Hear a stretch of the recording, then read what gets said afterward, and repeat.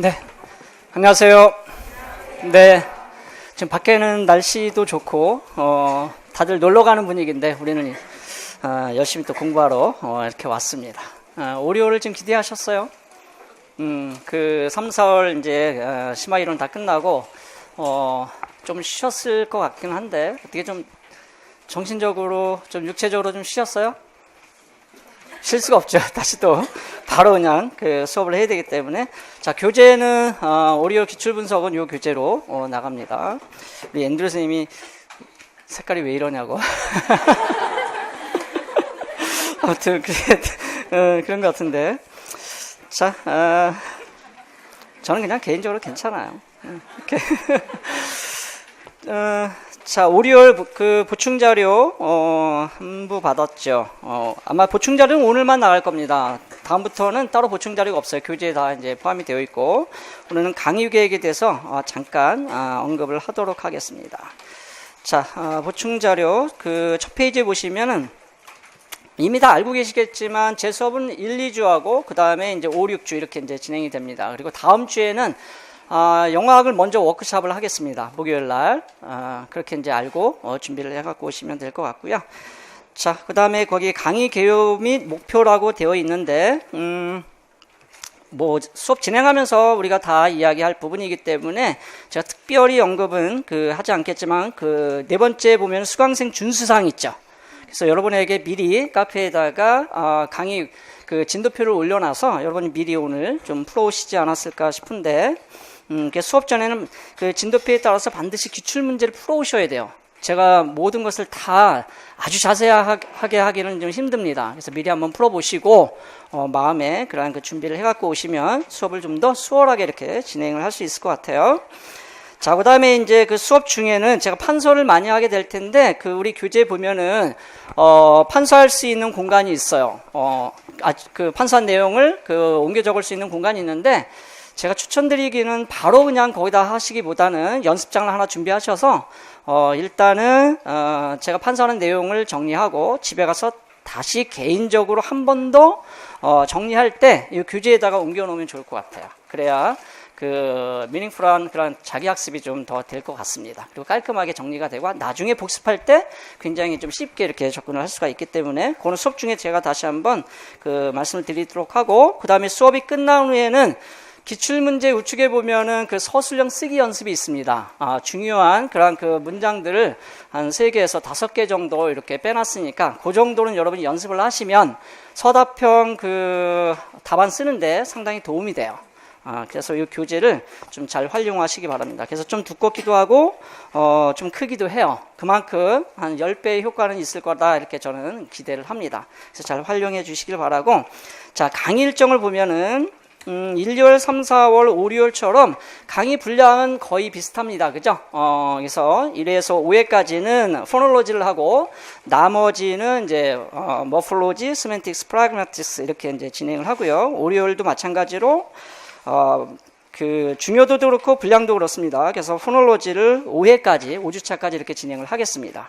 그래서 오늘 진도표대로 아마 진도가 나갈 것 같아요. 그 정도 준비를 해갖고 오셨을 거라고 생각이 들고, 자, 넘겨보시면 원서 기반, 여기서 말하는 원서라는 거는 Applied English Phonology를 이제 기반으로 했어요. 거기다 이제 원서라고 하는 것이 그것을 기준으로 삼으면 되기 때문에 기출문제 출제 원리라는 게 있습니다. 그래서 제가 기출분석 개관을 좀 한 20분 정도 하고 요거를 10분에서 15분 정도, 10분 정도 활용을 하려고 해요. 그리고 나서 바로 기출문제를 이렇게 풀도록 하겠습니다. 그리고 1, 4월은 90분 수업이었는데 5, 6월은 이제 조금 시간이 좀 필요해서 120분 수업이죠. 그래서 60분 이렇게 나눠서 할 생각인데 중간에 한 5분 정도 제가 그냥 쉬려고 합니다. 여러분들 좀 쉬고. 그래서 5분 정도 쉬고 나서 적절하게 제가 중간에 한번 끊고 진행을 하도록 하겠습니다. 이렇게. 자, 그 다음에 임용을 위한 지혜 이런 특별한 시간을 제가 가지려고 하진 않고 중간중간 그냥 재미있게 이렇게 하도록 하겠습니다. 자, 요거는 잠깐 우측에 놔두시고, 자, 교재를 보시기 바랍니다. 우리 비전 영화 이태원 기출 분석으로 되어 있고요. 자, 넘겨보시면 걔도 한번 그냥 구경이라도 해야죠, 여러분. 자, 프레피스 있습니다, 그죠? 프레피스. 우리 첫 문단만 한번 제가 읽기는 좀 그러네요. 여러분이 한번 지금 읽어보시기 바랍니다. 한 30초 정도. 네. 저 서문을 또 쓰라고 해서 이렇게 써놨는데.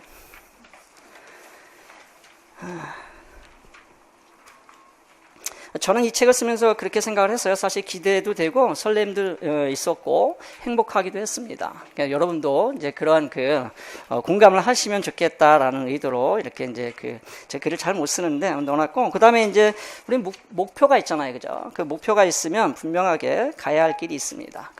가야 할 길을 우리가 묵묵히 열심히 가게 되면 합격점에 도달하지 않을까 이런 생각을 갖고 있고요. 자, 우리 5월은 체험학습이라 그랬어요. 그죠? 응용하는 그런 시기이기 때문에 우리가 이제 경험학습을 통해서 이 감성적으로 하트로 이렇게 공부를 해보도록 하겠습니다. 교재 특성은 뭐 제가 진행하면서 좀 자세히 설명을 드리도록 할게요. 자, 넘겨보세요. 자, 컨텐츠 목차가 있습니다. 순서대로 우리가 진행을 그대로 할 예정이고, 맨 마지막에 이제 예시 답안이 제공되어 있으니까 잘 활용하시면 좋을 것 같습니다. 자, 넘겨서 기출문제 분석 객관 이렇게 되어 있죠. 자, 물론 뭐 기출문제라는 건 뭐 크게 우리가 설명하지 않아도 풀어보고 연습하고 또 예상문제 풀어보고 시험 보면 되죠, 그죠? 그런데 그 과정 속에서 얼마나 우리가 좀 더 분석을 잘 하느냐에 따라서 결과는 달라질 수 있어요. 그래서 제가 많은 기출 교재들을 이렇게 봤지만 그렇게 세부적으로, 체계적으로, 시각적으로 체계화돼서 이렇게 되어 있는 교재는 보지 못한 것 같아요. 그래서 제가 나름대로 저의 열정을 다해서 만들어 본 그런 교재입니다. 좀 다르지 않아요, 그죠? 네, 아무튼 자, 넘겨보시기 바랍니다. 그쪽에. 거기 들어가기 전에 이 기출 분석이라고 하는 것을 한 3가지 차원에서 우리가 이야기를 해볼 수 있을 것 같아요. 자, 우리가 기출 분석을 하는 이유는 뭐죠? 저는 이제 3가지 측면에서 이야기를 이제 해보고 그런 부분들이 여기에 다 이제 들어가 있다 이렇게 볼 수가 있는데, 거기 1번 표를 보시면은 유형별, 영역별 기출 문제 분석 및 출제 빈도라고 되어 있는데, 자, 유형의 밑줄 한번 보시기 바랍니다.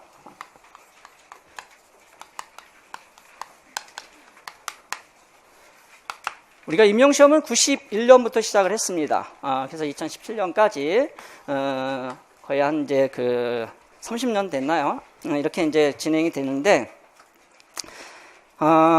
유형을 우리가 이제 변화를 볼 수가 있는데, 처음에는 이제 거의 주관식, 우리말, 그 다음에 영어가 이제 포함된 주관식으로 진행이 되다가, 그 다음에 이제 2009년부터 13년까지는 객관식 1차가 있었습니다. 2차에서 이제 논술이 있었고, 3차는 이제 소위 이제 면접, 시험과 면접이 있었죠. 그 다음에 이제 2014년부터 17년까지 4년 동안 지금 이제 서답형으로 유형이 바뀌었습니다.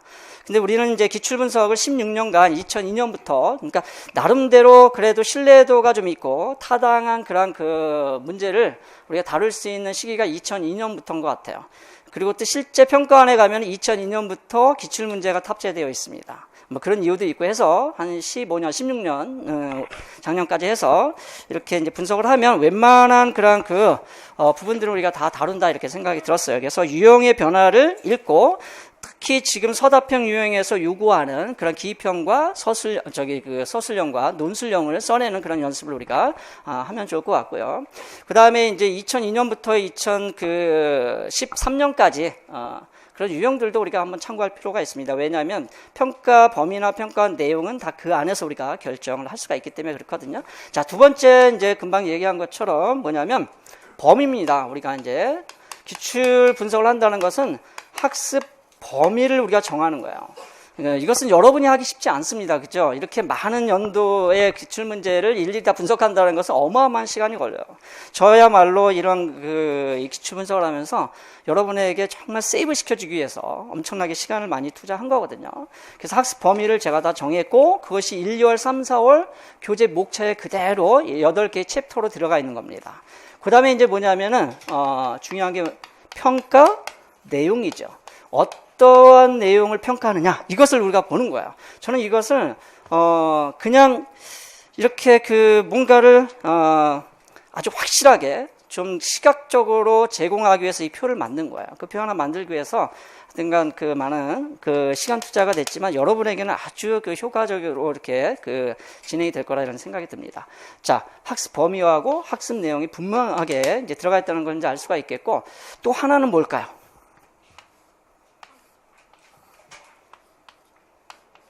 자, 요게 기출이라고 하는 것은 이미 지나간 시험이죠, 그죠? 자, 그래서 우리가 과거를 봐야 되는 겁니다. 즉, 다시 말해서 기출 분석은 이것도 이제 스토리가 있는 거잖아요, 그죠? 히스토리, 역사가 있습니다. 그래서 과거를 우리가 되돌아보면서 현재 우리가 공부하고 있는 현재 한번 적용을 해보는 겁니다. 그것이 이제 그 오리올 과정이에요. 오리올 기출 분석 과정이 과거에 나왔던 문제를 현재 한번 우리가 적용을 해보는 겁니다. 왜냐하면 1월부터 우리가 4월까지 기본 심화 공부를 했잖아요, 그죠? 그러니까 내가 공부한 것들을 실제 기출은 이제 뭐 예전에 나왔던 거지만 나에게 바로 주어지는 문제니까 한번 이제 적용을 해볼 수 있다는 얘기죠. 그 다음에 이제 중요한 건 뭐냐면 제가 이 표를 이렇게 만든 이유 중에 하나도 뭐냐면 항상 우리는 그 현재에만 있는 게 아니죠. 어디를 보고 살아가요? 미래죠. 그래서 미래를 예측할 수 있어야 된다는 거예요. 이 예측력이 굉장히 중요합니다. 그런 측면에서 이 기출 분석 교재를 우리가 잘 활용을 하시길 제가 이제 부탁을 드리고, 자, 그런 부분에 있어서 세 가지를 같이 한번 기억을 해두시면 좋을 것 같습니다. 이 세 가지가 이 안에 다 들어가 있거든요. 이렇게. 자, 그래서 일단 뭐 자세히 볼 필요는 없지만 우리가 영역별로 이제 구분을 하잖아요, 그죠? 앤드류 선생님이 하시는 그 신텍스하고 이제 스쿨 그래머, 그 나머지 이제 제가 이제 하는데 그런 부분들의 그 출제, 그 분포와 그런 빈도를 우리가 좀 볼 수가 있죠. 그래서 보니까 점으로 표시했는데 통사론, 영문법, 그 의문어 요 부분이 어떻게 돼 있어요? 굉장히 조밀하게 돼 있죠. 여기에 이제 많이 출제가 됐다는 것을 우리가 알 수가 있고요. 그 다음에 이제 연도별 추이도 볼 수가 있습니다, 그죠? 자, 그래서 거의 뭐 스쿨 그래머 쪽은 변함없이 많이 출제가 되고 있다는 것을 알 수가 있습니다. 뭐 신텍스 의문도 마찬가지고. 자, 그 다음에 밑에 이제 서답형 유형을 잠깐 보실게요. 서답형 2014년부터 2017년까지 요거는 이제 우리 앤드루슨 하시는 부분하고 같이 다 포함이 되어 있습니다. 그래서 2014년도에는 80점 만점에 14점, 그 다음에 19점, 18점, 27점. 그러니까 갑자기 이제 영어학의 그런 배점이 높아졌죠. 물론 요거는 이제 이유가 있어요. 교수법하고 이제 융합된 그런 문제들이 한 두세 문제 이렇게 출제가 되다 보니까 영어학으로 분류할 수밖에 없는 부분도 있었고, 또 교수법으로 뭐 분류할 수 있는 그런 문제가 좀 있었고, 좀 애매한 부분도 있었어요. 그래서 제가 보기에는 80점 만점에 20점 정도면 적절한 배분이다 이렇게 볼 수가 있겠습니다. 왜냐하면 평가원에서도 그 평가 비중을 영어 교수법의 최대 35%까지 비중을 넣고 있습니다. 그 나머지 65%에서 70%가 소위 말하는 이제 일반 문화, 그 다음에 이제 영어학 이렇게 되는 거거든요. 그러면 한 20점 정도면 적절하지 않을까. 근데 작년에는 좀 하여튼간 좀 비중이 좀 높았다. 8문제가 이제 영어학 관련해서 출제가 됐기 때문에. 그리고 사실 이제 영어학은 누구나 좀 부담스러운 과목이긴 해요, 그죠? 그래서 또 안 할 수 없는 과목이고 해야 합격할 수 있는 과목이 됐습니다. 지금까지 한 기평하고 서술형을 이제 비교를 해보니까 총 78점이거든요. 2014년부터 이제 17년까지 기평이 21점, 그 다음에 이제 서술형이 57점. 그래서 총 78점인데 기평이 한 27%, 서술형이 3%. 그러니까 서술형 비중이 한 3배 정도 높죠. 그래서 우리는 서술형에 좀 더 포커스를 둬서 공부할 필요는 있겠다. 비중 자체가 이렇게 돼 있기 때문에 그런 걸 알 수가 있습니다. 자, 그런 내용들을 좀 더 넘겨서 자세하게 좀 설명을 하고 있으니까 제가 중요한 부분만 몇 가지 체크를 하고 넘어가겠습니다. 자, 2.1에 시험 유형 변화에 따른 영어학 과목에 대한 인식. 우리가 인식이라는 건 굉장히 중요하죠. 어떤 인식을 가지고 접하느냐에 따라서 코스 앤 이펙트가 완전히 달라집니다. 그죠? 그 인식의 차이에 의해서. 그래서 배점이 높고 어려운 과목이기 때문에 더 전략적으로 공부할 필요가 있다. 내가 아무리 영어하기 싫어도 해야죠. 왜? 임용 시험을 내가 준비한 이상 이걸 안 하고는 떨어질 수밖에 없기 때문에.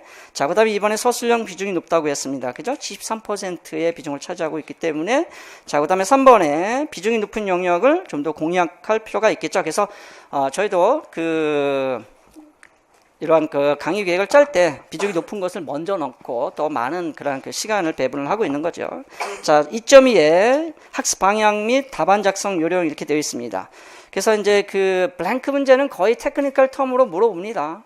그렇기 때문에 그 영학 특유의 개념들에 대해서 굉장히 낯설었었죠. 근데 이제 한 4개월 지나니까 한 50% 정도는 이제 많이 익숙해졌을 거예요. 이게 이제 기출 문제를 한번 이제 전체적으로 한번 16년치를 돌고 그 다음에 7, 8월 정도 가면은 이제 웬만큼 다 이제 체득이 되어 있어요. 다만 이제 9, 10, 11월 가면서 얼마나 정확하게 출제자의 의도에 맞는 답을 쓰느냐 하는 것은 이제 그때부터 여러분이 연습을 하시면 되겠습니다. 7, 8월까지는 거의 다 누구나 비슷해요. 그러니까 너무 걱정할 필요는 없다 이런 생각이 듭니다. 대신 해야죠. 걱정만 안 하고 있으면 저절로 되는 건 아닙니다. 자, 그 다음에 2번 주어진 자료를 지시 내용에 따라 정확하게 분석할 수. 요거는 제가 이제 그 출제 원리에 대해서 좀 설명할 때 자세히 좀 하도록 하겠습니다. 그 다음에 3번 기입형은 정확한 용어를 쓰는 연습을 하다. 그러니까 대충 쓰지 마시고요. 단수 복수 쓰는 거, 그 다음에 철자 쓰는 거 이런 거 철저하게 하셔야 됩니다. 이 점이 결코 적은 점수가 아니에요. 나중에 이제 그 합산을 해서 커트라인을 통과하려면 0.01점을 우리가 소중하게 여겨야 됩니다. 자, 그 다음에 이제 서술형 같은 경우도 분류하는 문제, categorize 하는 문제, 그 다음에 identify, states, 이게 이제 그 디렉션에서 요구하는 부분인데 이 자료 분석하는 게 상당히 쉽지 않습니다. 이제 그런 부분들 우리가 많이 좀 해볼 거고요. 그 다음에 영화학적으로 필요한 표현들을 이 시기에 많이 익혀놔야 됩니다. 그죠? 우리가 정확한 답안을 쓰기 위해서. 그 다음에 이제 6번에 보면은 서술형 답안은 5, 60 자라고 했는데 이거 자는 우리식 표현 이거 단어가 막혔습니다. 단어로 좀 고쳐주세요. 혹시 오해가 있을까봐. 그래서 50단어에서 60단어 정도면 적절하고요. 조금 길어지면 어쩔 수 없이 한 70단어 이렇게 됩니다. 뭐 아주 짧아지면 한 40단어 되는 경우도 있는데 평균 한 5, 60단어 정도면 적절하지 않나 하는 생각이 듭니다. 그래서 저도 그렇게 답안을 그 정도로 제시를 해놨어요. 그러니까 그 정도로 쓰시면 되겠습니다.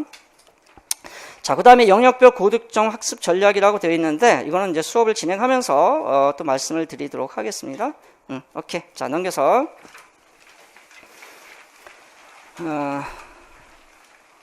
서답형의 어떠한 그러한 토픽으로, them으로 그 출제가 되었는지를 간단히 한눈으로 볼 수 있게끔 영역별로 정리를 해 놓은 거예요. 그죠? 그래서 이런 것들은 이렇게 정리하지 않으면 한눈에 보이진 않습니다. 그래서 음성, 의문론 부분이 상당히 많이 출제됐다는 것을 금방 알 수 있죠. 자, 그 다음에 이제 형태론, 화용론, 의미론 부분은 아주 그 의미론만 이렇게 따로 영역적으로 출제하지 않아요. 경향 자체가 학교 문법하고 그 다음에 이제 뭐 화용론 쪽과 이제 연결해서 이렇게 출제된다라고 볼 수가 있는데 모르죠. 또 갑자기 의미론만 또 집중적으로 이렇게 또 출제를 할 수도 있으니까 우리 항상 대비를 하고 지금까지 준비를 하고 있는 겁니다. 자, 우측에 포놀로지 부터 보도록 할게요. 자, 넘겨서 15쪽에 자, 기출문제 지문 내용 및 교재 내용 연계 분석이라고 되어 있는데 기출문제를 풀 때 퀘스천이 있고 그 다음에 이제 패시지가 있고 디렉션이 있죠. 그 다음에 이제 answer 부분은 여러분이 이제 해결을 해야 될 부분인데 그래서 지문 내용하고 과연 1, 2월, 3, 4월에 공부했던 그런 그 내용, 우리 컨텐츠라고 하는 부분이 어떻게 연계가 되는지를 확인해 볼 필요가 있죠. 그거 없이 기출문제만 푼다는 것은 따로 공부하는 격이 되거든요. 그래서 그것이 실질적으로 어떻게 연계가 되는지를 제가 눈으로 볼 수 있도록 이렇게 분석을 해놨습니다. 그래서 세 가지 측면에서 우리가 이제 바라볼 필요가 있는데 2002년부터 17년까지 일단 주관식, 그 다음에 이제 객관식 논술형, 그 다음에 서답형 유형으로 이제 구분을 해놨고, 그 다음에 이제 나머지 부분들 학습 범위라든가 학습 내용 이런 부분들을 알 수 있도록 해놨죠. 그 다음에 이제 영역별은 순서대로 이렇게 의문론부터 진행을 하도록 하겠습니다. 자, 밑에 화살표 밑에 있는 부분들을 여러분이 한번 지금 같이 한번 읽어볼까요? 좀 유치하긴 하지만 자, 같이 한번 읽어보겠습니다. 시작. 16년간의 기출문제, 비전영학 1, 4월 교재 내용과 연계하여 분석함으로써 실제 시험의 학습 범위와 학습 내용을 한눈에 볼 수 있도록 시각화하여 체계적으로 정리하였다. 따라서 출제 가능한 내용을 예측하여 9, 11월 모의고사 및 12월 1차 시험을 대비할 수 있도록 하였다. 자, 이 내용이 여기 다 이렇게 포함되어 있는 겁니다. 그죠? 오케이. 자, 넘겨보세요. 자, 여기는 이제 그 지문 내용 분석을 2002년부터 2017년까지 쭉 분석을 해놨는데, 이것을 그냥 눈으로 한번 이렇게 쓱 보면 소용이 없고요. 여러분이 집에 가셔서 과제로 하나 하실 게 있습니다. 우측에다가 제가 따로 표시를 하진 않았는데, 어느 정도 내가 조금 요 탑픽만 보고, 우리가 제목만 보고 책의 내용을 나름대로 이렇게 예측해 볼 수 있잖아요. 그죠? 논문의 제목을 보고, 그것은 결국 뭐냐면 내가 어느 정도 탑픽 또는 이제 제목을 보고 이해할 수 있냐 하는 것은 나의 실력이 어느 정도 되어 있느냐에 따라 다르겠죠. 즉, 아는 만큼 보이는 것처럼, 그래서 그것을 옆에다가, 옆 공간에다가, 요렇게, 내가 아는 정도, 익숙한 정도를 한번 표시를 해 보시기 바랍니다. 이게 이제 총 39문항이거든요. 우리 의문론 부분이 5주 동안 우리가 다루게 될 텐데, 그래서, 이 토픽은 내가 굉장히, 아주 익숙하다. 전혀 모르겠다. 50%는 좀 넘는 것 같다. 50% 좀 안 되는 것 같다. 그럼 이렇게 한번 4단계로 표시를 해보시라는 거야. 그러면 나의 지금 수준의 정도를 시각적으로 이런 탑픽을 통해서도 뭐 할 수 있다는 거야? 전체적으로 한번 체크를 해볼 수 있다는 거죠. 자, 그러면 하나만 해보겠습니다. 하나만. 24번 2012년도에 24 동그라미 24 이렇게 돼 있죠. 그래서 기출문제를 쉽게 찾아가기 위해서 제가 넘버링을 해놓은 거예요. 자, 동그라미 24에 31번 2012년도 31번 문제, 이거 객관식 문제였겠죠. 자, phonemes and allophones 하고 two types of distribution. 자, 옆에 표시 한번 해보세요. 요 4단계로. 자, 요거만 보고 phonemes and allophones. 오늘도 phonemes and allophones 하고 그 다음에 two types of distribution 이런 부분들 phonological rule하고 연결해서 한 2문제 이렇게 출제가 되어 있기 때문에 그 부분 집중적으로 볼 거예요. 자, 한번 표시를 해보시기 바랍니다. 자, 앞에 있는 선생님들은 제가 한번 확인해 볼게요. 네. 자, 오케이. 세모 하셨고, 또, 우리 남자 선생님은 동그라미 하셨네요. 그렇죠? 여기 중요하기 때문에 본인이 아마 충분히 판단할 수 있을 것 같아요. 동그라미 하셨고, 네. 네. X. 아니요. 자, 아무튼, X 아니죠? 이렇게 해서 본인이 어느 정도 체크를 할 수 있는지 한번 확인을 꼭 해보시기 바랍니다. 아시겠죠? 그래 본인을 알아야 오류를 자신을 잘 끌고 갈 수 있을 것 같습니다. 자, 우측에 보세요. 저도 고생했는데 여러분도 좀 고생하셔야지. 그래 효과가 있습니다. 자, 유형별 지문 내용과 그 다음에 교재 내용 연계 분석이라고 되어 있어. 제가 일단은 우리가 이제 시험에서 서답형 유형으로 시험을 보기 때문에 이걸 먼저 넣습니다. 그래서 1번부터 11번, 즉 2014년부터 17년까지 11문제가 음론에서 출제가 됐어요. 그리고 좌측에 1, 4월 그러한 교재의 컨텐츠가 들어가 있습니다. 그죠? 자, 지금 이제 분포로 봐서는 완전한 점으로 까만 점으로 되어 있는 게 직접적으로 출제됐다는 거죠. 다시 말해서 기평 같은 경우는 이 부분에서 테크니컬 텀이 나왔다는 거고, 서술형 같은 경우도 이 부분에서 디렉션에 이 부분을 쓰도록 되어 있다 이런 얘기죠. 여기서 우리가 주목할 것은 역시 세그멘트의 컨소넌트 앤 바울. 사실 제 책에는 세그멘트는 빠져 있어요, 그죠? 요거는 좀 지워주시기 바랍니다. 뒤에는 제가 다 지웠는데 여기에 수정 과정에서 좀 지워지질 않았네요. 자, 아무튼 컨소넌트 바울에 대한 그런 분류가 굉장히 기본적으로 중요하다는 것을 알 수가 있겠고, 10번 문제 같은 경우는 최근 2017년도 문제에서는 바로 빌라를 쓰는 그런 문제가 출제가 됐습니다. 그죠? 자, 그 다음에 phonemes and allophones는 매우 중요하기 때문에 계속 출제가 되고 있다는 것을 알 수가 있고요. distinctive feature도 계속 출제가 되고 있습니다. 그죠? 그 다음에 스트레스하고 인토네이션 부분만 직접적으로 출제가 되지 않았어요. 이건 아마 교육과정의 그러한 변화에 따른 그런 부분들이라는 것을 뒤쪽에서 보시면 우리가 이해할 수가 있습니다. 그 다음에 슬라블은 아주 가장 중요한 영역으로 계속해서 출제가 되고 있다는 걸 바로 알 수가 있고, 포놀로지컬 프로세스는 우리가 개념적으로 이해하는 게 중요하고, 그 다음에 포놀로지컬 룰 같은 경우는 계속 출제가 되고 있습니다. 물론 요번에 포놀로지컬 프로세스에 슈와 딜리션이라고 하는 부분이 나와서 이걸 프로세스로 저는 분류를 했습니다만, 결국은 포놀로지컬 그런 environment를 찾아내는 그런 룰을 쓰는 문제였습니다. 결국은. 자, 넘겨보시기 바랍니다. 자, 2002년부터 2008년, 좀 오래된 그런 기출 문제를 우리가 이제 분석을 해보면, 좀 특이한 게 있죠. 4번 스트레스하고 5번 인토네이션을 보세요. 예전엔 스트레스, 그러니까 플루언시를 강조했던 교육과정에서는 이런 스트레스하고 인토네이션 문제를 집중적으로 많이 냈었습니다. 그죠? 그러면서 이제 좀 액큐러시 부분을 다시 또 강조하게 되면서 이 부분이 많이 빠지게 돼요. 그리고 서술형에서 이걸 평가하기가 좀 애매합니다. 그때는 우리말로도 쓰고, 어쨌든 서답형에서 그래서 좀 빠지는 경향이 있지만, 그래도 기본적으로는 우리가 좀 알고 가야 하기 때문에 교재에서는 다루고 있고, 실제 모의고사를 통해서도 일부 문제를 우리가 풀어봅니다. 자, 그런 것들을 우리가 분명 확연하게 느낄 수가 있죠. 자, 그 다음에 이제 우측에 2009년부터 2013년, 소위 말하는 이제 객관식 시대에는, 이때는 그 시험 범위도 좀 깊고 좀 넓었다 이렇게 볼 수가 있습니다. 특히 신텍스 같은 경우는 이론도 많이 출제가 됐어서 굉장히 공부하기가 아주 부담스러웠는데, 이제 서답형 유형으로 바뀌면서 신텍스 영역은 굉장히 이제 좀 범위가 좁아지고 좀 깊이가 좀 얕아졌어요. 그래서 여러분에게는 오히려 서답형으로 시험 보는 것이 부담은 좀 줄었다 이렇게 볼 수가 있겠습니다. 그런 것도 우리가 이제 확인해 볼 수가 있겠고, 자, 컨소넌트 바울 부분은 여러분이 완전히 이건 암기하고 있어야 되고 이해를 하고 있어야 됩니다. 그런 부분들에 대해서는.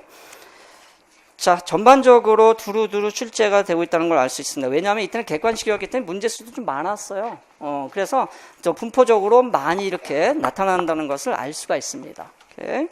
자, 넘겨서 우리가 주로 관심 있는 부분들은 앞에서 봤던 서답형이었고, 자, 요거를 한눈에 다시 볼 수 있도록 이렇게 모아놨어요. 그러면 전체적으로 16년간의 기출의 어떤 그런 유형의 변화뿐만 아니라 그런 평가 범위와 내용을 한눈에 볼 수가 있죠. 그래서 consonants and vowels, phonemes and allophones, 그 다음에 distinctive feature, 요 부분까지 보면은 특히 이제 폰인과 엘러폰 부분이 출제가 많이 되고 있습니다. 실제 이제 그런 부분들을 난이도 조절을 할 수 있는 부분이 이 부분이기 때문에 좀 그런 것 같아요. 자, 그 다음에 스트레스는 보세요. 최근에 와서는 직접적으로 거의 출제가 되고 있지 않죠? 그래서 너무 걱정하지 않으셔도 될 것 같습니다. 인토네이션도 마찬가지로. 그러니까 이거는 그냥 언어학적으로 영어와 그런 한국어의 차이 정도 여러분이 이해하시면 되겠고, 제 기본 교재에 들어가 있는 정도만 일단은 숙지를 하고 계시면 큰 무리는 없을 것 같아요. 그죠? 그리고 웬만한 것들은 영어 교수법에서 여러분이 또 공부를 하셨을 거예요. 이런 부분들은 학생들을 지도하는 부분에 있어서. 자, 그 다음에 이제 실라블은 아주 중요하게 지금 강조가 되고 있다는 것을 알 수가 있죠. 이 표만을 통해서도 우리가 알 수 있습니다. 자, 포놀로지컬 프로세스, 포놀로지컬 룰 부분도 계속 출제가 되고 있다는 것을 알 수 있습니다. 오케이. 자, 그 다음에 이제 우측에 가서 기출 지문 분석 및 실전 문제 예상하기 이제 구체적으로 들어가려고 하는 겁니다. 그 밑에 화살표 있는 부분만 같이 한번 읽어볼까요? 위에는 뭐 지금 전체적으로 제가 다 설명한 부분이고, 나머지는 이제 수업 진행하면서 제가 설명할 부분이기 때문에, 자, 같이 한번 읽어보겠습니다. 시작. 기출문제 지문 내용을 단계적으로 분석하여 출제 내용뿐만 아니라 출제자의 의도를 정확하게 파악함으로써 정확한 답안 작성을 위한 연습을 효과적으로 할 수 있도록 하였으며, 실제로 출제 가능한 내용을 예상할 수 있는 실력을 갖추도록 구성하였다. 자, 실력은 여러분 갖추시기 바랍니다. 저는 하여튼 그렇게 했어요. 네. 자, 이제 넘겨보시기 바랍니다.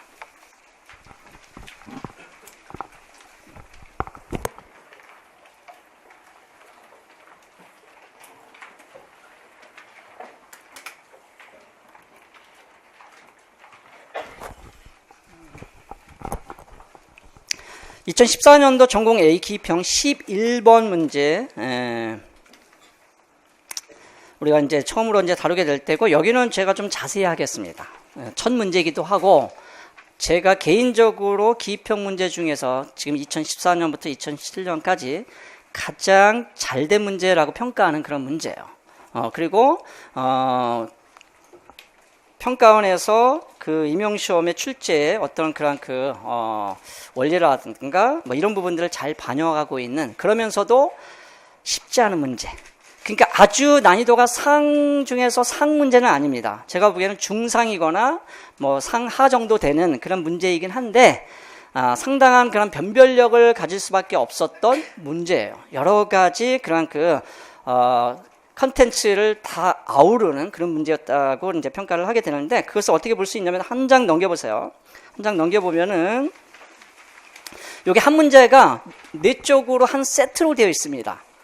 이게 한 문제를 하나의 네 세트로 제가 이제 구성을 해서 뒤쪽을 보시면 기출지문과 그 다음에 비전 영화 연계 분석이라고 이렇게 되어 있죠. 한번 보세요. 출제 그러한 패시지에 출제된 부분하고 교재 컨텐츠가 어떻게 연계되어 있는지를 보니까 consonant vowels 부분이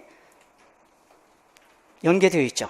그래서 consonant vowel 부분을 우측에 보면은 back of the tongue, velum, uvula. 자, 내가 공부했던 게 기출지문에 나오면 어때요? 상당히 기분이 좋죠? 내가 공부한 것이 바로 연결이 된다는 것을 알 수가 있습니다. 그 다음에 clear L, dark L, alveolar lateral, 그 다음에 뭐 vowel 이런 부분들 우리 공부 다 했잖아요, 그죠? 오케이. 자, 그 다음에 이제 phonemes and allophones 보겠습니다. 자, 여기도 phoneme, allophone을 쓰는 게 이제 기입형 문제였었는데 lateral phoneme L has two allophones, 그죠? 바로 연결이 됩니다. 그 다음에 clear L과 dark L이 자 무슨 distribution? complementary distribution. 자, 바로 연결이 되죠. 그 다음에 연결이 될 수밖에 없어요. 왜냐하면 제가 기출 분석을 하고 그거를 기반으로 해서 교재를 만들었기 때문에 그게 또 맞는 것이죠, 그죠? 자, 그 다음에 이제 슬라브를 보세요. 슬라브로 해서 라임을 쓰는 문제였었는데 기입형으로 하나는 엘로폰이고 하나는 라임이었는데 라임을 모르진 않죠, 그죠? 온셋, 코다, 라임, 슬라브, 피크 이런 개념, 뉴클리어스 다 알아요. 그런데 라임을 못 써냈다는 거예요. 이런 연습을 우리가 이제 해봐야 되는 겁니다. 자, 온셋 포지션, 코다 포지션, 뉴클리어스, 라임. 자, 이런 개념들 다 알고 있습니다. 자, 그 다음에 이게 이제 왜 또 좋은 문제냐면, 포닝과 엘러폰의 관계를 디스트리뷰션으로도 설명하고 있고, 포노로지컬 룰로도 설명하고 있습니다. 이걸 서술형으로 내면 포노로지컬 룰을 기술하는 문제로 낼 수도 있는 문제인데, 기입형으로 내므로써. 그래서 빌라라이제이션, 우리 빌라라이제이션 공부했었죠? 레터럴, 리퀴드 L 사운드가, 그쵸? 빌라라이즈 되는 코다 포지션에서, 또는 뉴클리어스 포지션에서 그렇게 되는 것에 대해서 공부를 했습니다. 그래서 여기 보니까 8.1.5에 빌라라이제이션, take place L is velarized 이렇게 돼 있죠? 자, 요런 그러한 개념들을 우리가 잘 이해를 하고 있어야 되고, 그 다음에 이제 또 하나가 연결이 되어 있는데, 물론 슬래빅이 되는 거에 대해서 특별히 포노로지컬 룰로 설명하고 있지는 않습니다. 데이터 분석을 할 때. 다만 슬래빅이라고 하는 개념을 알고 있느냐를 바로 물어본 거예요. 그쵸? 슬래빅이 되는 위치, 슬래빅이 되려면 걔가 뭐가 돼야 되냐면 뉴클리어스가 되는 거죠. 홀로. 그래서 그 뉴클리어스하고 코다를 합쳐서 뭐라고 할 거냐? 이걸 물어본 거거든요. 근데 그렇게 직접적으로 물어보면은 라임 이렇게 답을 할 수가 있지만 그렇게 물어보지 않았습니다. 그랬기 때문에 좀 어려운 거예요. 자, 첫 해지만 하여튼 좋은 문제로 출제가 됐다 이렇게 생각이 듭니다. 이렇게 이제 우리가 보고 우측에 보면은 필수 개념 및 핵심 용어 보충 자료를 혹시 이제 1, 2월, 3, 4월 과정을 제 교재로 공부하지 않은 분들이 있다면 보충 자료를 이렇게 넣은 겁니다. 그리고 한 번 더 여러분이 반복할 수 있도록 넣어놨어요. 뭐 교재에도 있는 것도 있고 교재에 없는 것도 있습니다. 이런 식으로 보충 자료를 좀 활용을 하시면 좋겠고, 다시 앞으로 와서 네 세트로 되어 있다고 그랬죠? 자, 기출문제 우측에 보면은 영학 서술형 쓰기 연습 있습니다. 이거는 수업 후에 가서 여러분이 과제로 한번 해보시기 바랍니다. 저도 한번 이렇게 한번 써봤어요. 이런 식으로. 네, 그러니까 여러분도 한번 이렇게 써보시면, 이게 사실은 내가 이제 머릿속으로 알고 있는 거하고 이게 이제 서술형으로 써내는 것은 좀 갭이 있어요. 그래서 그것을 손으로 우리가 익숙해져야 됩니다. 그래야 바로 써낼 수가 있어요. 우리 아들 저번에 이제 열심히 공부해서 시험 보고 왔는데 객관식은 다 맞았어요. 근데 서술형을 완전히 망쳤습니다. 부분 점수가 없어가지고 꼭 하나씩 일부 막 이런 게 틀려가지고 점수를 이제 많이 잃었는데, 자, 그 안타까운 현실이죠, 그죠? 제가 진짜 많이 혼났습니다. 하여튼간. 자, 아무튼 이게 쓰는 연습을 해야 되는 거예요. 김연아 선수가 하여튼간 그런 극복할 수 있었던 것은 자신을 믿었다기보다는 몸을 믿었다고 하잖아요. 연습한 몸을. 그래서 우리도 이 손으로 연습을 해야 됩니다. 자, 그래서 7, 8월은 우리가 이제 손으로 쓰는 연습을 좀 많이 해야 하는 그런 시기예요. 자, 그러면 보충 자료 아까 드렸었는데 출제 원리를 잠깐 먼저 보고 문제를 풀어보도록 하겠습니다.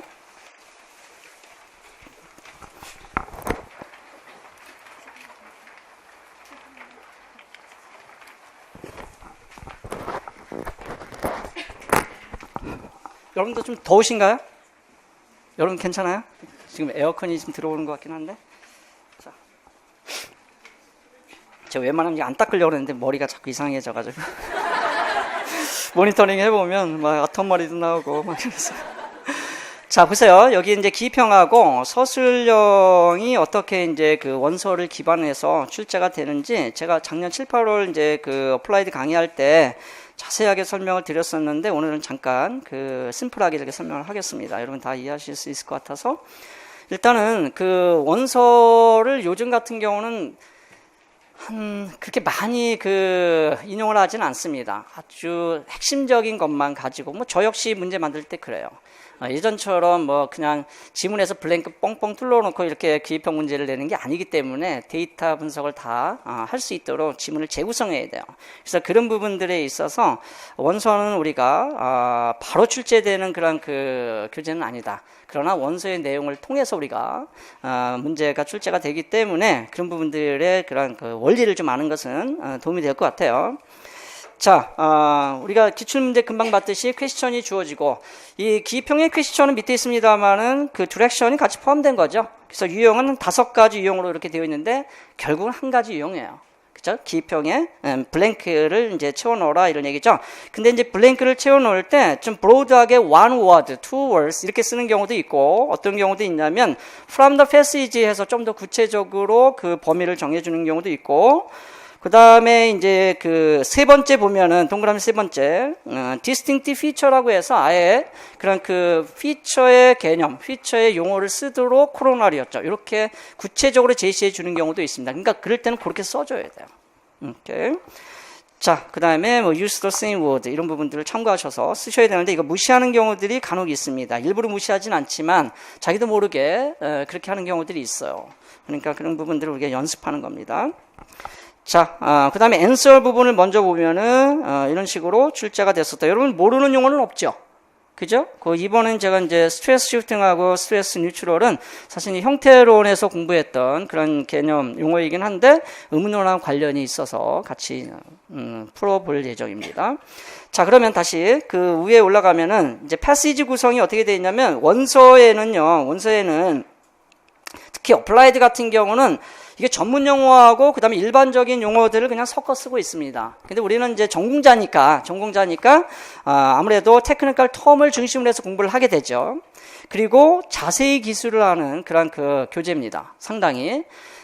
그다음에 밑에 자료를 제시하는 부분에 있어서는 문장 속에 나열식으로 되어 있어요. 우리 시험은 다 어떻게 되어 있습니까? 이렇게 넘버링이 되어 있죠?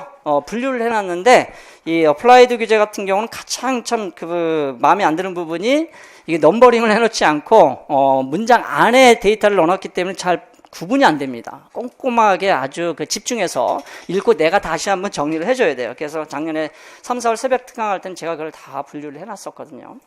아무튼.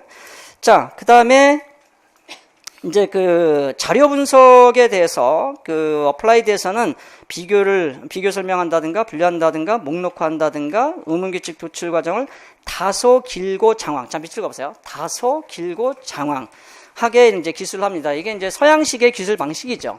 그러다 보니까 공부하는데 상당히 이제 인내심과 애로사항이 좀 있다 이렇게 볼 수가 있겠고, 요거를 이제 기출문제로 연계할 때는 주제 도입 부분이라고 해서 전문 용어를 주로 사용합니다. 오늘 문제도 그렇고, 그 다음 필요한 부분에 있어서는 좀 더 구체적으로 제시를 해주고 있어요. 그래야 그런 정답의 범위를 제한해서 이렇게 제시할 수가 있기 때문에 그래서 상당히 깔끔합니다. 문제 자체가 도입 부분에 있어서. 그리고 극히 일부 요 도입 부분에 주제를 설명하는 부분에 블랭크를 넣은 경우가 하나 있었는데 그게 바로 엘러폰이에요. 폰인과 엘러폰의 개념을 설명하면서 요거를 물어봤던 거예요. 보통은 이제 데이터 분석하면서 블랭크를 넣거든요. 근데 여기서는 이렇게 주제 도입 부분에 넣는 경우도 있을 수 있어요. 자, 그거는 이제 뒤를 보고 우리가 좀 더 정확하게 찾아 나서야 되겠죠. 자, 그 다음에 예시 자료를 제공할 때는 책에 나와 있는 데이터의 일부를 인용합니다. 그리고 거기에 해당되는 자료들을 따로 구성을 해요. 그래서 하나를 이렇게 묶습니다. 제한시켜가지고. 자, 그래서 구성은 원서 자료 그대로 또는 일부를 추가하거나 교체하거나 확장해서 답안 작성은 제한된 자료만으로 구성합니다. 이게 바로 이제 여하드 드라핑에 가서 보시면 그렇게 되어 있어요. 그 다음 플래핑 룰을 기술할 때도 마찬가지로 그렇게 되어 있습니다. 그래서 그게 전반적으로 어플라이드를 공부했다고 해서 내가 모든 것을 다 커버할 수 있는 건 아니에요. 중요한 것은 어떻게 이렇게 출제가 되는지를 알고 공부하는 게 중요하다, 이런 얘기예요. 자, 그 다음에 이제 자료 분석이 가장 중요한데 비교 설명하고 분류하고 목록화시킵니다. 이런 부분들을 자꾸 이제 지문을 통해서 여러분이 공부를 하셔야 되고, 내가 직접 디렉션에 따라서 서술형에서 연습을 좀 많이 하셔야 돼요. 자, 그래서 보면은 비교 설명, 분류 및 목록화시키고 의문규칙 표출 과정을 간결하게 기술하고 있습니다. 그러니까 간결하게 기술한다는 건 뭐냐면 내가 전문 그런 지식이 있어야지만 그걸 이해할 수 있다는 거예요. 간결하면 할수록 쉬운 게 아니에요. 더 어려운 겁니다. 장황하게 설명하고 좀 이렇게 풀었으면 그래도 따라가면서 이해를 하지만 한두 줄로 딱 정리해버리면 모르면 모르는 거예요. 그래서 우리가 충분히 이제 공부를 기본 심화 이론을 통해서 해야 되는 것이죠. 자, 그렇게 되어 있고요. 자, 넘겨서 서술형은 다 똑같은데 뭐만 좀 다르냐면 주제 도입이라든가 예시 자료 제공하는 건 똑같습니다. 그 다음에 이제 자료 분석을 조금 이제 보면은, 자료 분석, 자료의 의문 현상을 설명하고 자료의 의문 규칙 일부를 제시하는 형식으로 해서 그런 어떤 나머지 부분을 써내게 하는, 바로 쓰지 않고 이런 문제가 지금 출제가 되고 있습니다. 그게 이제 플래핑 룰이었었죠. 오케이. 자, 그 다음에 이제 서술형에서 가장 중요한 것은 뭐냐면 디렉션입니다. 디렉션. 이 디렉션에는 우리가 스피치 액트 3 공부했었죠? 자, 스피치 액트라는 건 뭐야? 로쿠셔널 액트. 주어진 발화문의 의미. 그것도 우리가 알아야 되지만 사실은 뭐가 더 중요하죠?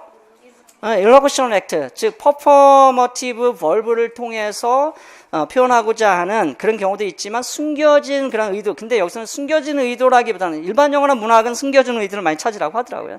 영어학은 숨겨진 의도를 찾는 게 아니에요. 출제자가 스테이트하라, 아이덴티파이 하라, 캐테고라이즈 하라, 이런 부분들을 명확하게 제시를 해줍니다. 근데 문제는 뭐냐면 그 명확하게 제시해주는 리액션 안에 출제자의 의도가 또 들어가 있어요. 그것을 여러분이 잘 파악을 해보셔야 되는 거예요. 근데 그거를 잘 파악하지 못하고 하다 보면 자기 의도대로 가는 경우가 있습니다. 답하고 멀어지겠죠.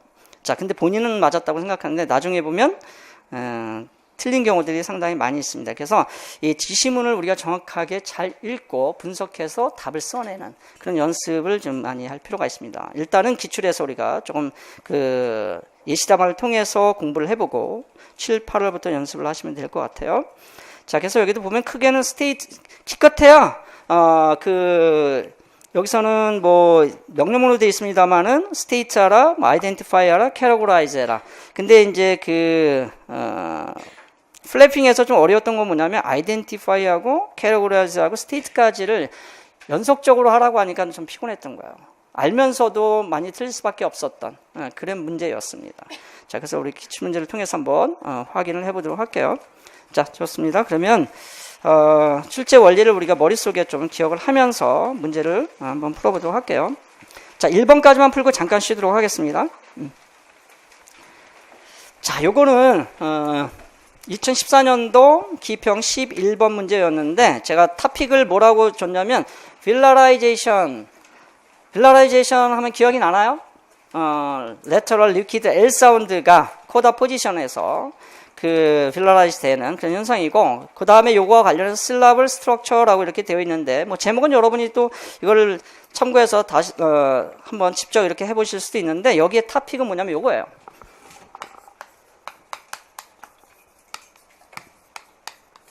익숙하죠? 좀 시간이 지났지만 구체적으로 하면 요거죠. L 사운드의 같은 포님의 두 개의 그런 엘러폰에 관한 그런 음운 현상을 설명하면서 그 음운 환경이 바로 슬라브 스트럭처 안에서 결정이 되더라 이런 얘기죠. 자, 그 부분을 우리가 본 거고, 이거는 결국은 우리가 뭐로 연결이 되죠? 디스트리뷰션으로 구분할 수 있죠. 이렇게 같은 포님에 대해서 다른 엘러폰이 나타나는 그런 분포를 우리는 뭐라고 해요? Complementary distribution.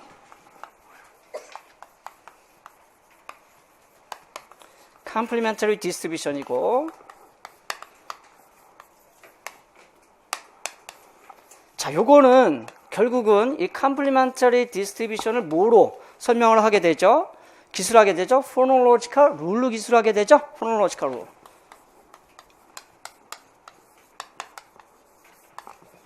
그 Phonological rule이 뭐였어요? 바로 Villarize 때는 Villarization. 뭐였었죠? Villarization. 자, 이렇게 이제 우리가 전체적인 그런 지문의 흐름을 이해할 수가 있겠고, 쉽게 얘기하면 요겁니다. 여기서는 이 L 사운드를 lateral phoneme이라고 이제 명칭을 주고 있어요. 요거는 lateral phoneme. 또는 그냥 liquid L이라고 할 수 있어요. 이 이름을 주는 것은 뭐 그렇게 중요하진 않은데, 어쨌든 이 L 사운드를 이 지문에서는 lateral phoneme이라고 이야기를 하고 있고, 요거에 대한 엘러폰의 환경을 지금 데이터를 통해서 4개를 제공해 주고 있습니다. 그죠? 근데 둘로 나눴어요. 둘로 나눴는데, 첫 번째는 clear L이죠. 클리어 L이라고 하는 그런 엘러폰이 나타나는 환경과, 또 하나는 다크 L이라고 하는 그런 환경이 나타나는 그런 데이터를 제공해주고 있죠. 그래서 클리어 L 같은 경우는 지금 1번 데이터하고 2번 데이터를 통해서 제공해주고 있어요. 이제 보겠습니다. 그 다음에 다크 L 같은 경우는 우선적으로, 다크 L 같은 경우는 3번 데이터를 통해서 제공해주고 있습니다. 3번 데이터를 통해서. 근데 문제는 뭐냐면 이 다크엘이 나타나는 환경이 3번만 있는 것이 아니라 4번도 있더라 이런 얘기죠. 그랬을 때 빌라라이제이션 3번과 4번이 나타나는 그런 좀 더 정확한 그런 일반화시킨 그런 규칙을 여기서 제공해주고 거기에 들어갈 그런 텀이 뭐냐, 이걸 이제 물어보는 거였어요. 자, 이렇게 이제 한번 기억을 해보시고 문제를 잠깐 보도록 하겠습니다. 자, 패시지를 읽고 각각의 여기는 하나의 블랭크니까 in the blank with one word로 쓰게 되어 있습니다. 자, 한번 볼게요. 자, 이제 주제를 도입합니다. 그죠? 우리가 이제 출제 원리에 보면은 내가 이제 그 topic, theme에 대한 이야기를 먼저 하게 되죠. In English, the lateral phoneme L has two allophones. 자, 2개의 엘러폰이 있다라고 이렇게 이야기를 합니다. 자, 클리어 L하고 다크 L인데, 이 다크 L은 다시 뭐라고 설명하고 있냐면 a villarized alveolar lateral 이렇게 되어 있죠. 다크 L은 바로 뭐라고요? villarized alveolar lateral, villarized 됐다 이런 얘기죠. 그러니까 여기가 사실 의문 현상으로 얘기하자면 villarization 이렇게 이제 이야기를 할 수가 있는 거예요. 오케이. 자, 그 다음에 이거는 이제 기본적으로 그냥 제공을 해줍니다. 이 빌라라이제이션이 됐다는 것은 L 사운드는 우리가 어디에서 소리가 나는 거죠? 이거는 이제 지워볼게요. L 사운드는 레터럴 L 사운드는 엘비올라 리치 트드는 스즈 르르니까 여기에서 이제 소리가 나는 거잖아요. 느, 스, 즈, 르 여기 있죠? 근데 요거는 다른 것들은 센트럴인데 얘만 L 사운드는 어떻게 혀의 양 옆으로 해서 공기가 빠져나가면서 소리가 나기 때문에 특별히 레터럴이란 말을 이제 설치금이란 말을 이제 사용하고 있는 거죠. 자, 그래서 articulatory difference, 즉 클리어 L하고 다크 L은 뭔가 아티큘레이션에서 차이가 있더라 이런 얘기죠. 자, 이런 걸 시험에 낼 가능성은 별로 없어요. 그러나 어떤 음성적 그러한 조음 과정에서의 차이를 지금 설명하고 있습니다. Between the two is that the former, 즉 clear L은 어떻게 소리가 나냐면 the back of the tongue, 혀의 끝부분이 어떻게 돼요? 혀의 끝부분이 여기 이제 혀가 이렇게 좀 내려갑니다. 이쪽이 이제 빌라 쪽이잖아요, 그죠? 여기가 빌럼이 있고 이렇게 이제 코 쪽으로 이렇게 넘어가면 여기가 이제 유블라인데 자, 그래서 요 뒷부분이, 혀의 뒷부분이 어떻게 해요? 밑으로 좀 이렇게 떨어지는 소리다라고 되어 있습니다. 스피치 오간에 대해서는 한 장 넘기면 우측에 그 구분이 되어 있습니다. 잠깐 볼게요. 자, 25쪽에 우측에 보면은 백이 혀의 뒷부분이죠? 그죠? 거기, 그 부분이 쏙 올라가는 게 아니라 내려가더라 이런 얘기예요. 자, the former, the back of the tongue is lower, while 반면에 the latter, 즉 clear, dark air이죠. 필라라이스는 alveolar lateral sound는 it is raised toward the phylum. 어디로 올라가게 돼요? 요것이 반대로 이렇게 좀 떨어지면서 이쪽으로 이렇게 올라가죠. 그래서 약간 그런 모음성의 그런 발음을 갖게 되는 겁니다. 그래서 올라간다, 필럼 쪽으로. 자, 그것은 우리가 그 좋은 과정으로 이제 알 수가 있는 거고, 또는 retract towards the uvula, 유블라 쪽으로 이렇게 좀 끌려가죠, 그죠? 후퇴한단 말이에요. Without make contact in either case. 자, 근데 어떠한 경우에도 막지는 않아요. 막으면 이게 뭐가 돼요? 크 사운드나 그 사운드나 응 사운드가 돼버리기 때문에 여기가 빌라 같은 경우는 크도 있고 그도 있고 응도 있죠. 보이스리스가 되면 그가 되는 거고, 보이스가 되면 그가 되는 거고, 네이절이 되면 응이 되는 거죠. 근데 막지는 않는다 이런 얘기죠. 공기는 이렇게 흘러가야 되기 때문에. 자, 그렇게 이제 그 음성적으로 지금 설명을 하고 있습니다. 오케이, 그 정도 이해하시고, 자, 그래서 the examples, 자, clear L하고 dark L의 그 데이터를 한번 볼게요. 자, 1번 데이터를 보세요. 따라 한번 읽어볼게요. limb, 그죠? climb, lock. 자, L 사운드가 분명하게 어디에서 나요?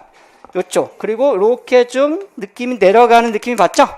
자, 그랬을 때 요 위치를 이제 우리가 이야기를 이제 해볼 수가 있겠죠? 그래서 we can see clear air and dark air are in complementary distribution. 자, 요 부분을 우리가 이해하려면 데이터를 좀 더 봐야 됩니다. 자, 2번 데이터 보세요. Miller.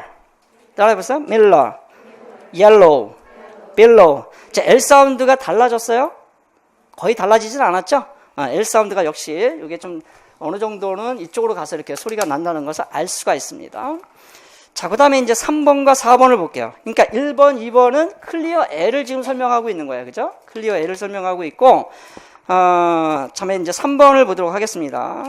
근데 여기는 뭐라고 얘기하고 있냐면, complementary, 자, 클리어 L하고 다크 L은 complementary distribution이다 라고 설명하고 있다는 것은 결국은 클리어 L이 소리 나는 1, 2번 데이터와 그 다음에 다크 L로 소리 나는 3, 4번 데이터는 뭔가 위치가 다르다 이런 얘기, 환경이 다르다 이런 얘기죠. 그걸 먼저 일단 던져주고 구체적으로 설명을 하고 있습니다.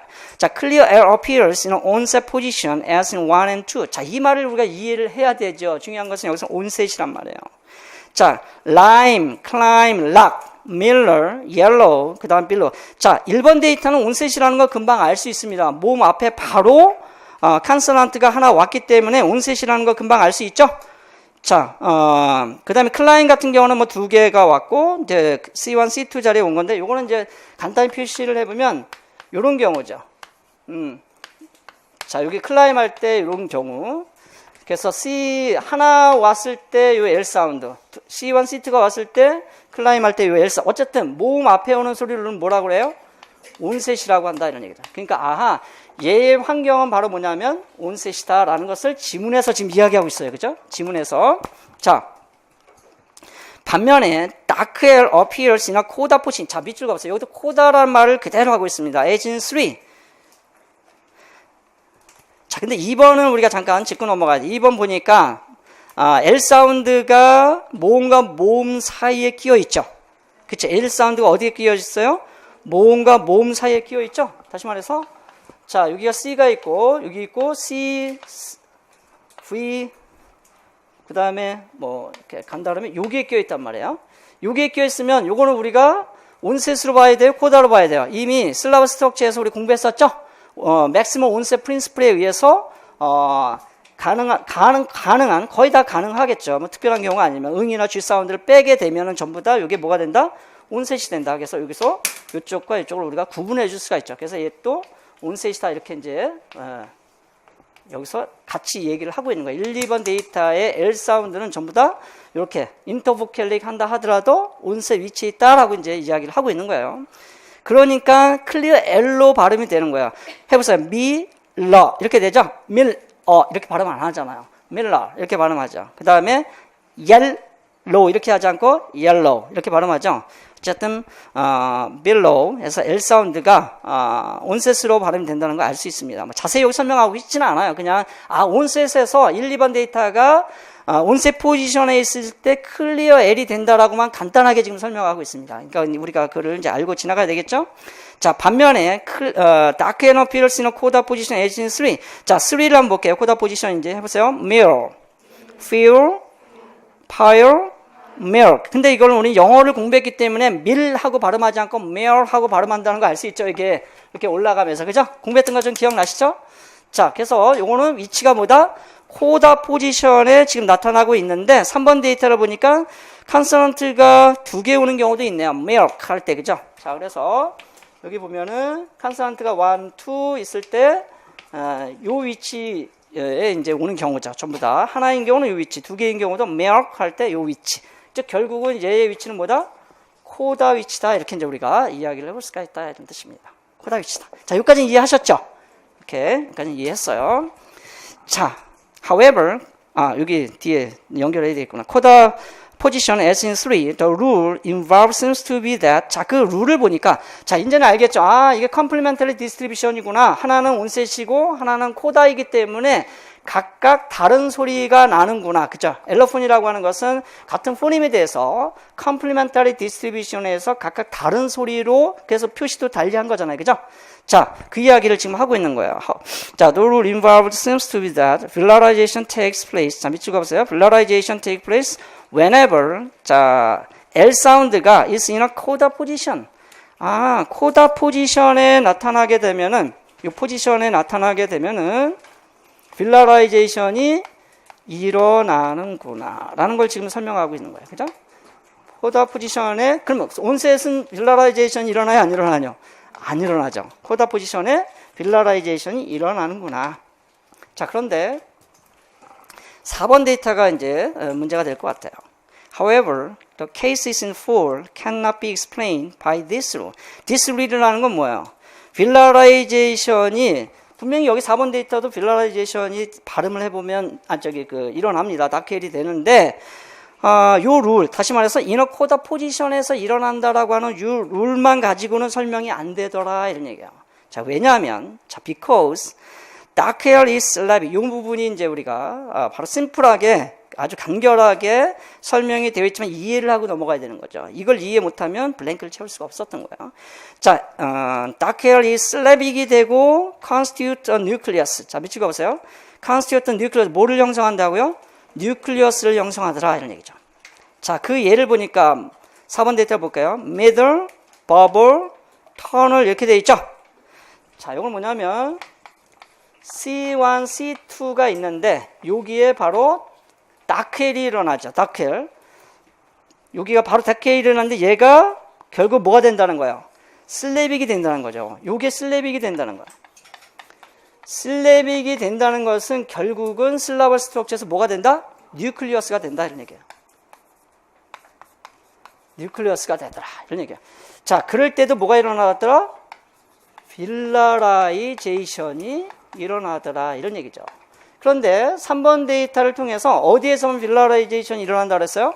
코다 포지션에서 빌라라이제이션이 일어나는데 지금 보니까 이런 환경에서도 빌라라이제이션이 일어나더라. 즉 슬래빅 L이 될 때 이 L 사운드가 바로 뭐더라? 빌라라이제이션이 되더라. 그러면 이 둘을 좀 더 일반화시켜서 룰을 기술해 줘야 된다 이런 얘기가 되는 거죠. 코다만 가지고는 안 되니까. 코다 위치였어요. 이제 거기 보면은 미들 버블 터널이니까 미들 버블 터널 하니까 여기가 C1, C2잖아요. 그죠? 그러면 이렇게 봤을 때는 코다가 맞죠? 근데 코다인 것처럼 보이지만 실제는 다크헬이 되면서 뭐가 돼요? 슬래빅 L이 된다고 여기 설명하고 있잖아. 설명 안 했으면 문제가 될 수 있는데 설명을 하고 있어요. 슬래빅이 됐다고. 자, 슬래빅이 됐다는 얘기는 얘가 결국은 뭐가 된다? 뉴클리어스가 된다. 이거예요. 뉴클리어스가 된다. 자, 그러면 이제 무슨 문제가 이제 우리가 발생하냐면 요 코다하고 뉴클리어스를 묶어서 뭐라고 할 거냐 이걸 물어본 거예요. 우리가 슬라벌 스트럭처에서 아주 간단한 건데 사실은 알고 보면 온셋이 있고 와임이 있죠. 근데 이렇게도 써요.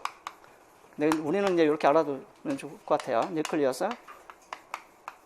그 다음에 코다.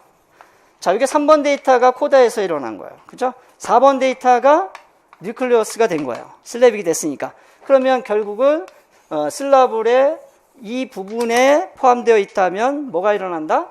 바로 빌라라이제이션이 일어난다. 이런 얘기죠. 빌라라이즈 된다. 이걸 물어본 거예요. 자, 그래서 볼게요. Which is usually occupied by a vowel. 그렇죠. by a vowel. 모음에 의해서 이제 occupy 되는 그런 위치인데 그것이 L이 이제 차지했다 이런 얘기죠.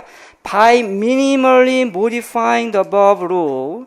자, 위에 제시된 그런 빌라라이제이션 포놀로지컬 룰을 하여튼간 최소한으로 우리가 수정을 해가지고 we can obtain a more accurate rule. 자, 밑줄 가보세요. 좀 더 정확한 룰을 만들어낼 수 있다 이런 얘기죠. 빌라라이제이션이 일어나는 환경을 코다이거나 또는 그런 슬래빅 L이 되는 위치라고 설명할 수가 있겠지만 이것을 좀 더 액큐리트하게 우리가 룰을 만들어낼 수 있다 이런 얘기죠. 자, 그랬을 때 어떻게 되냐면 자, L is villarized if and only if. 좀 더 강조하기 위해서 그런 것 같아요. 요럴 때만. 우리 통상론에서 많이 쓰는데 어떤 환경을 기술할 때 반드시 이럴 때만. 자, it. 자, it이라는 거 앞에 있는 L 사운드겠죠? parts. 부분이다. 이런 얘기죠. 뭐의 부분이냐면 of the blank. 자, 여기서 blank를 넣으라는 것은 지금 코다, 온셋 이런 말이 나왔고 뉴클리어스란 말이 나왔기 때문에 실라블 스트럭처 내에서의 파트라는 거죠. 그게 바로 뭐냐면 금방 얘기했듯이 코다의 위치에 오는 경우도 빌라라이즈 되고 슬래빅 L이 코다에 있다가 뉴클리어스가 되는 슬래빅이 돼서 그런 파트가 뭐냐? 요거였다. 이런 얘기죠. 아마 우리가 이제 순차적으로 저와 같이 왔기 때문에 라임을 이제 쉽게 이렇게 찾아갈 수 있었지만 처음에는 아마 쉽지는 않았을 것 같아요. 이렇게. 자, 이렇게 이제 문제를 해결할 수가 있다. 이런 뜻입니다. 자, 이해되셨죠? 오케이. 그래서 집에 이제 가셔서 서술형 쓰기 연습 한번 해보시고, 그 다음에 지문 및 자료 분석하기에 공간을 드렸으니까, 요게 제가 지금 판사한 내용들을, 여기다 정리를 이렇게 해두시면 좋을 것 같습니다. 5분만 쉬었다가 다시 시작을 할게요. 40분에. 이렇게.